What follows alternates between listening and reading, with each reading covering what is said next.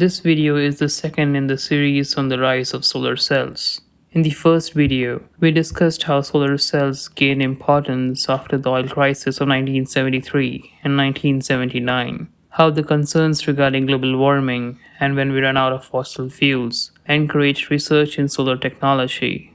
We recommend watching this video first to get a better understanding of the topic. Please check the video description for the link.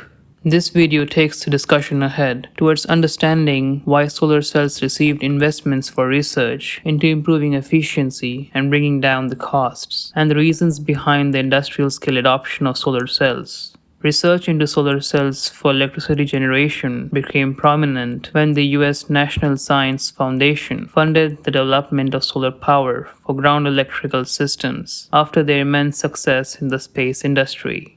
Following the 1979 oil crisis, the oil companies in the West realized the importance of energy diversification.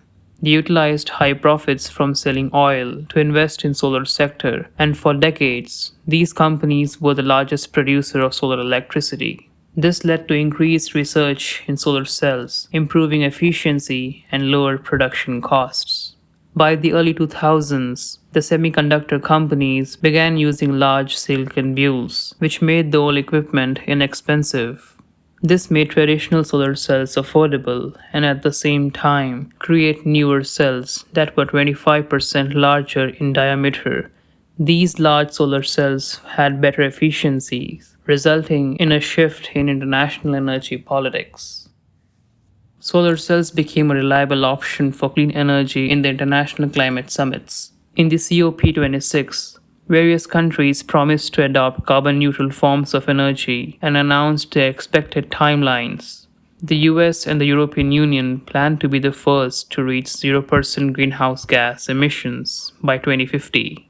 China plans to reach this target by 2060 and India by 2070.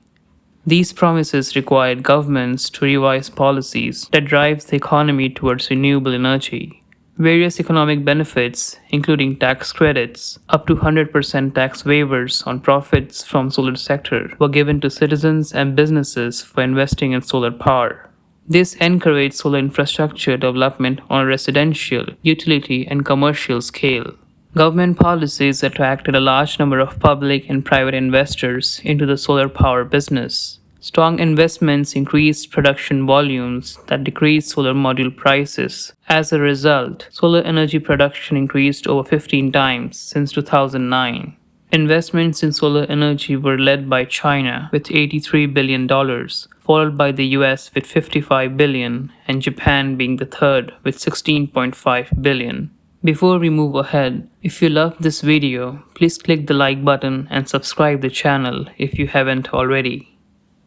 Let's understand what makes solar cells different from other renewable energy sources. The human population is expected to increase from 7.8 billion in 2017 to 9.8 billion by 2050. This will increase the electricity consumption to almost 45 trillion kilowatts, compared to 26 trillion kilowatts in 2020, a straight 70% increase. Most emerging countries of Africa, the Middle East, and the Southeast Asia that have a large population and a strong GDP growth will require almost double the electricity that they need today. At present, 63% of electricity is generated by burning fossil fuels, while the renewables make up the remaining 37%. If we continue with this ratio till 2050, more than 28 trillion kilowatts of electricity will be needed from fossil fuels, which is simply unsustainable both economically and environmentally. Fossil fuel plants have a big problem: the operating costs. Fuel requirements in a traditional power plant increases rapidly with increasing demand. The usual saying of high production volumes help lower the cost does not hold true here. In fact, it's quite the opposite. Fossil fuel prices are subjected to availability. With time, this availability will decrease, meaning more costlier electricity. Solar power plants do not have an operating fuel expense. Their lower cost makes them sustainable, allowing large-scale deployments, and in turn, helping in reducing costs. By 2050, at least 85% of electricity should come from renewable sources for a healthy environment. Solar cells have another advantage. They are portable. Generating electricity from wind, nuclear, or fossil fuels requires setting up a power plant with a large infrastructure. This limits their operations by big corporations only. Solar panels allow decentralized electricity generation. This makes them easier to install on rooftops, land, or on ocean surfaces as floating installments. Solar panels ease transmission overheads since they can be installed on a utility scale.